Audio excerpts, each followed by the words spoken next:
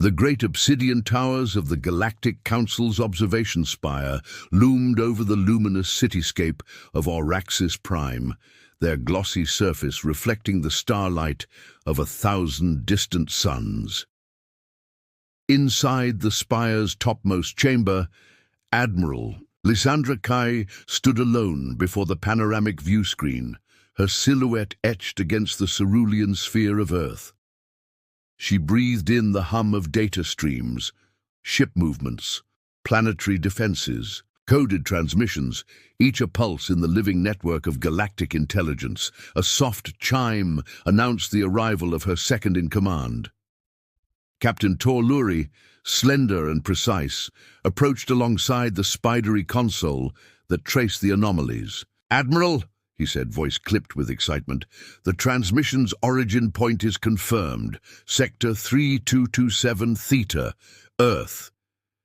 He tapped a haptic glyph, and the sphere's surface zoomed in, revealing swirling clouds over continents bathed. In orange dawn, Lysandra's violet eyes narrowed.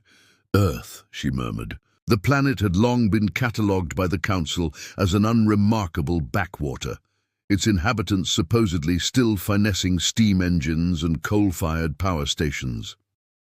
Her eyebrow lifted. "And what have we missed?" Tor's fingers danced. Over the panel, multiple broadcast loops, each encrypted with a layering depth we've never seen. Quantum lock channels, subspace relays. It's more sophisticated than many core worlds. He paused, sliding sideways. Yet they cloak all defensive protocols. No orbital shield signatures, no barricades on approach vectors, nothing. It's as if they're dangling bait for us to bite. From behind them, the war room's cylindrical walls flared to life with hollow displays of alien fleets. The Viridian, gaunt shapes of the Jar campaign armada formed a ring around Earth. 30 battlecruisers, 100 frigates and legions of corvettes. The Jar commander, their mandibles clicking, believed the Council's old reports. Earth was ripe for the taking. The chamber doors whispered open, and Ambassador Valek entered, robes shimmering with star-dust filaments. He offered a curt bow. "Admiral Kai, Council directive requires a full reconnaissance before engagement. We cannot deploy overwhelming force without justification." Lysandra turned, her uniform crisp beneath the ambient glow. "Understood, Ambassador, but they disguise their defenses so well, any probe we send risks exposure." She let her gaze drift back to Earth's blue oceans. "We can't afford mistakes." Valek's dark eyes narrowed. "The Council's pride is our intelligence network. If we've been blind to this, it is unacceptable." He paused, glancing at Tor. "Increase sensor sweep intensity. I want every hidden platform, every missile silo, everything catalogued." Tor inclined his head. Immediately, as the ambassador departed, Lysandra placed a steady hand on Tor's shoulder. "Let them think we're cautious," she whispered. "Let them believe we're bound by protocol." Her voice dropped. "But humanity's history is one of rapid adaptation. They won't see our true strength until it's too late." Tor offered a half-smile. "The Jar will taste our wrath before the Council even realizes we've struck." Lysandra allowed herself a rare, full smile. "Very good."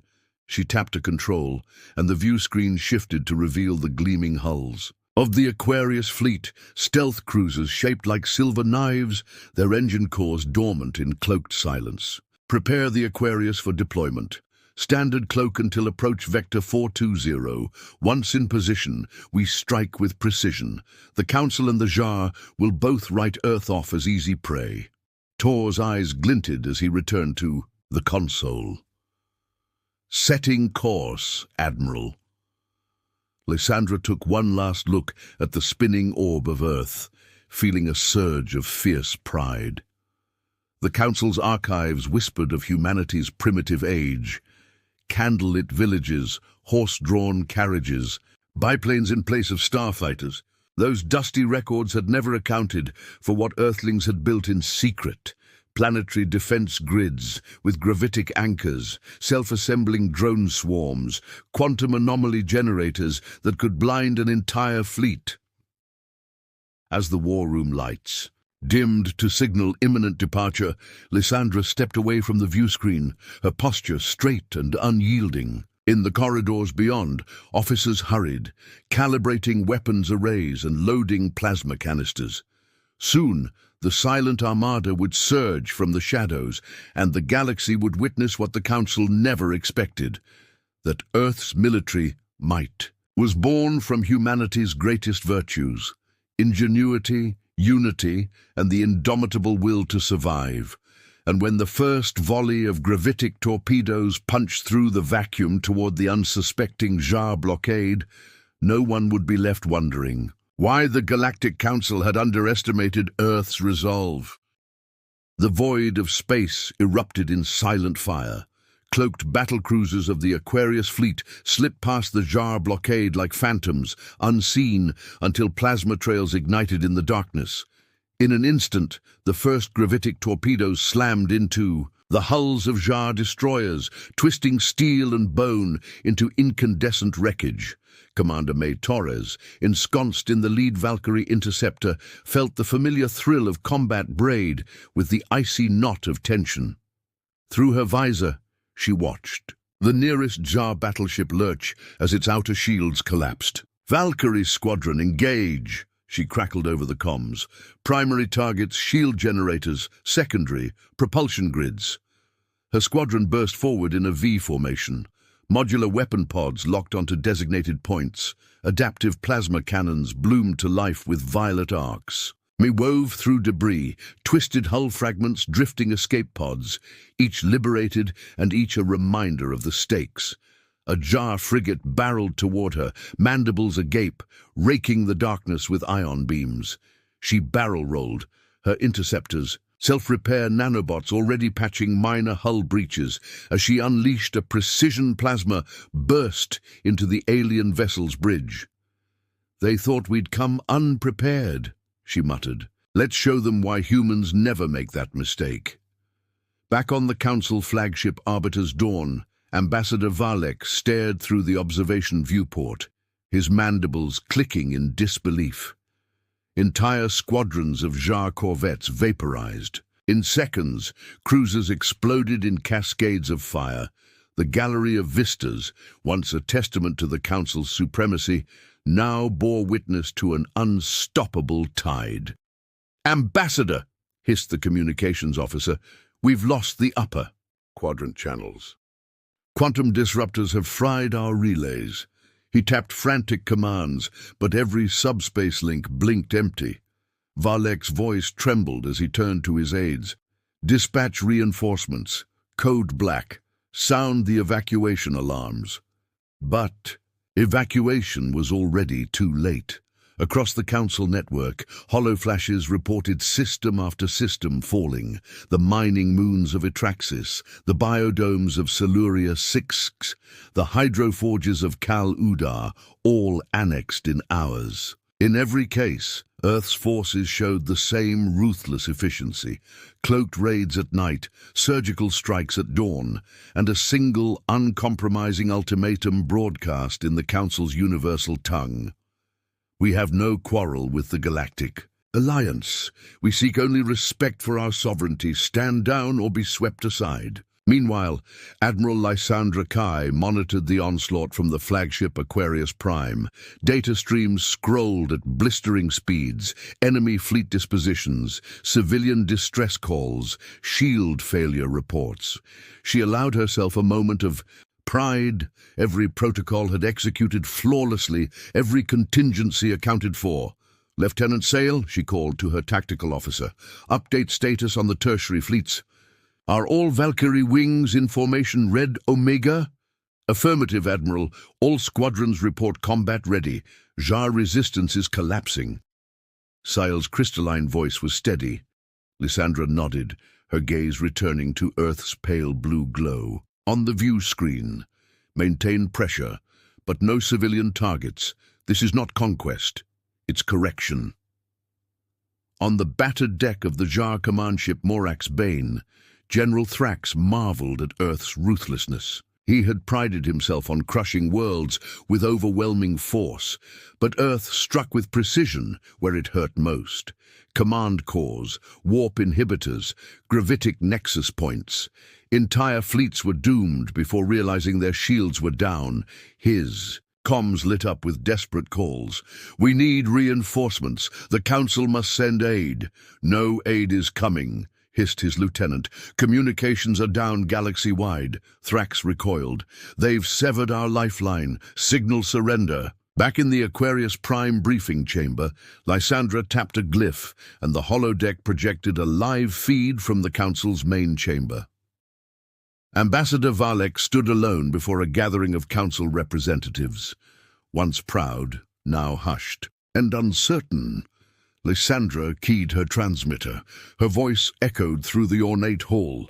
"Ambassador Valek, Council delegates, you have witnessed Earth's resolve. Withdraw your forces and negotiate terms or face complete dismantlement. The choice is yours."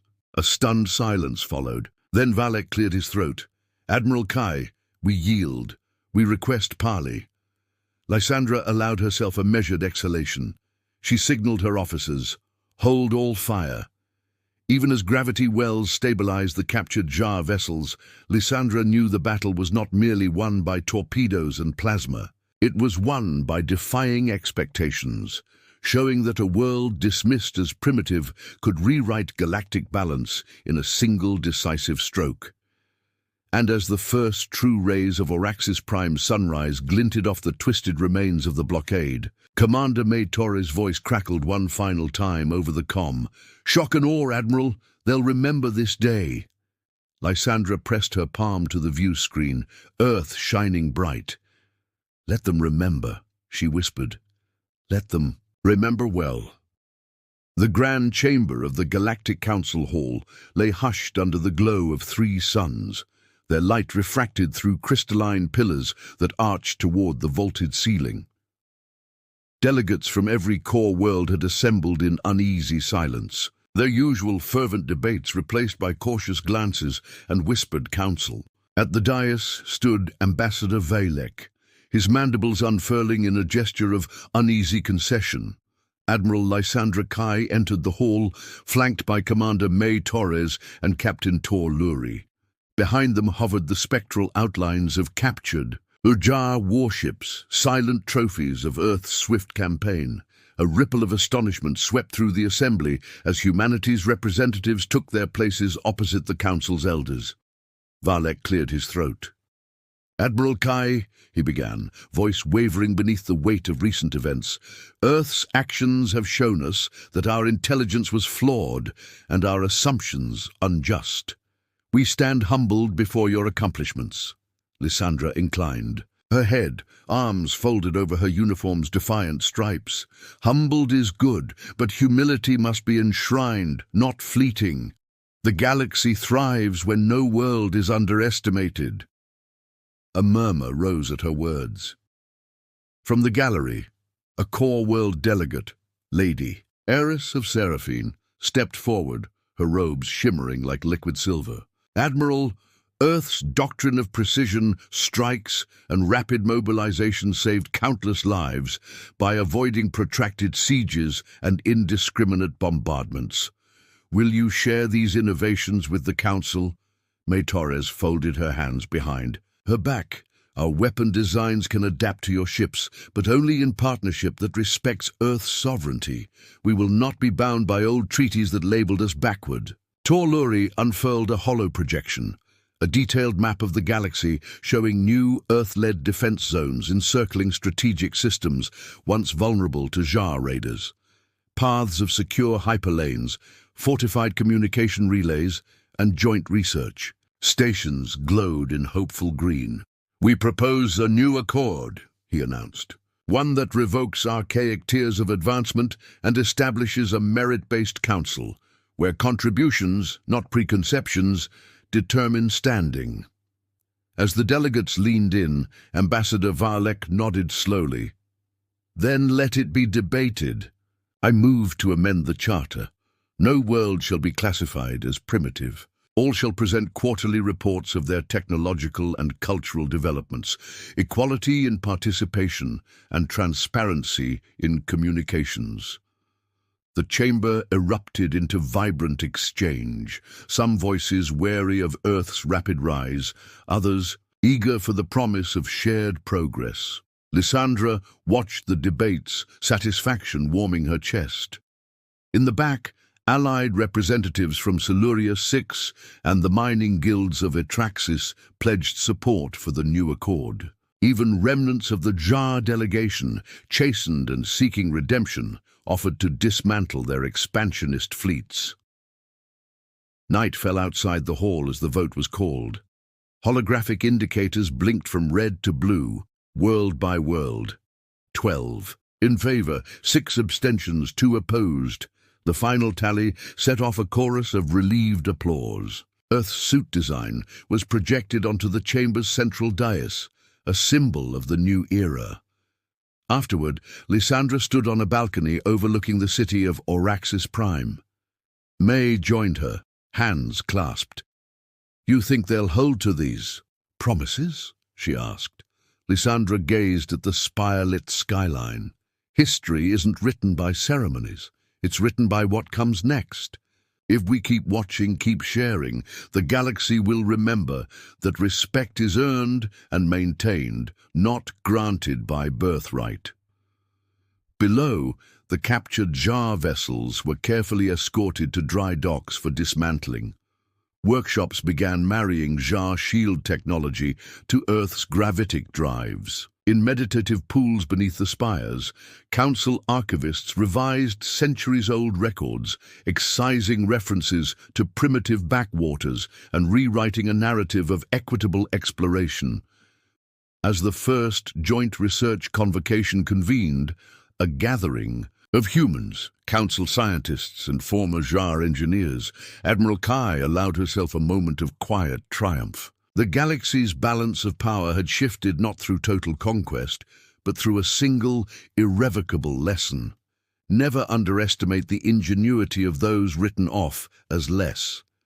And so, under the canopy of alien stars, Earth took its place among the Council's equals, its military might a legend and its vision a beacon for a future where unity and vigilance would guard the peace of countless worlds.